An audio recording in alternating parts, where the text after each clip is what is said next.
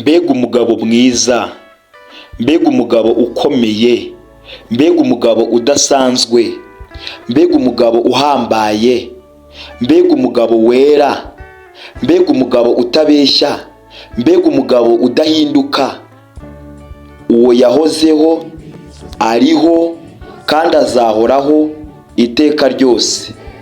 Ntagira itangiriro, ntagira n'iherezo. Ni Alufa na Omega, ni uwa mbere akaba n'uwa nyuma. Uwo nta wundi umeze atyo, ni intagereranywa. Ni Yesu Kristo, umwami w'abami. Ni Yesu Kristo, umukiza wacu, umucunguzi wacu. Duheshwa agakiza no kwizera izina rye. Uyu mugabo uteye atyo yivuzeho ibintu 7 akoresheje ijambo rivuga ngo ni njye, ni njye, ni njye. Ibyo bintu yivuzeho nta wundi muntu kuva isi yaremwa wigeze abyivugaho, kandi mpamya neza ko nta n'uzigera abyivugaho. N'uzagerageza azaba yibeshya, azaba yishuka, natwe atubesha kandi adushuka. Ibyo bintu 7 yavuze tubisanga muri Bibiliya, igitabo cyera cyahumetswe n'Imana. Byanditswe n'umugaragu we, n'imbohe ye, n'intumwa ye, n'umwigishwa we witwaga Yohana. Ibyo yamwanditseho abishuriwe n'Umwuka Wera ni ukuri 100%. Ni ibyanditswe byera byahumetswe n'Imana, bigira umumaro wo kutwigisha neza kugira ngo dusobanukirwe umwana w'Imana kandi Imana Yesu Kristo. Uyu Yohana ubwe ahamya neza iyo dusomye mu rwandiko rwe rwa mbere yanditse ku gice cya mbere ku murongo wa mbere tukageza ku wa 2. Yaranditse agira ati: uwahozeho uhereye mbere na mbere, uwo twumvise, uwo twiboneye n'amaso yacu, kandi uwo twitegereje intoki zacu zikamukoraho, ari we jambo ry'ubugingo. Kandi ubwo bugingo bwarerekanywe, turabubona, turabuhamya, kandi none turababwira iby'ubwo bugingo buhoraho bwahoranye na Data wa twese, tukabwerekwa. Uyu Yohana yahamije ko ari umwigishwa Yesu yakundaga inshuro zirenga 3 mu butumwa bwiza bwa Yesu uko bwanditswe nawe, ndavuga Yohana. Duhamya neza rero tudashidikanya ko ibyo yanditse atabyanditse kubwe, yaritemwe ocular, byabaye ahari. Ikindi yarashorewe n'Umwuka Wera. Reka rero tujye mu gitabo cye yanditse ashorewe n'Umwuka Wera kandi nk'umuhamya wari uhibereye, turebe amagambo 7 umwami Yesu, umwami wacu, yavuze avuga ngo ni njye, yihamya uwo ari we, icyo ari cyo, intego ye, ni njye, ni njye, ni njye.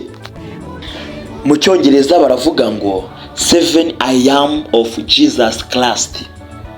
Iyo tubumbuye Bibiliya tukajya mu butumwa bwiza bwa Yesu uko bwanditswe na Yohana, igice cya 6 ku murongo wa 35, Yesu yaragize ati: ni njye mutsima w'ubugingo, uza aho ndi ntazasonza na hato, n'unyizera ntabwo azagira inyota na hato. Icya mbere, Yesu niwe mutsima w'ubugingo. Icya kabiri, iyo dusomye muri Yohana igice cya 8 ku murongo wa 12 haranditse ngo Yesu yongera kubabwira ati: ni njye umucyo w'isi, unkurikira ntazagenda mu mwijima na hato, ahubwo azaba afite umucyo w'ubugingo. Yesu niwe mucyo w'isi. Icya gatatu, iyo dusomye Yohana ubutumwa bwiza bwa Yesu uko bwanditswe nawe, tugasoma igice cya 10 umurongo wa 7. Nuko Yesu arongera arababwira ati, ni ukuri ndababwira yuko ni njye rembo ry'intama. Twatarukira ku murongo wa 9 naho akavuga ngo, ni njye rembo, umuntu niyinjira muri njye azakizwa, azinjira asohoke kandi azabona urwuri. Yesu niwe rembo ry'intama.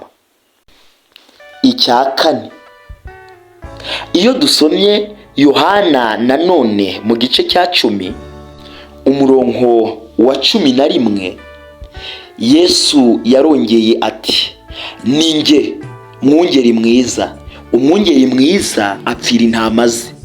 No ku murongo wa 14 asubiramo agira ati, ni njye mwungeri mwiza kandi menya izanjye zikamenya.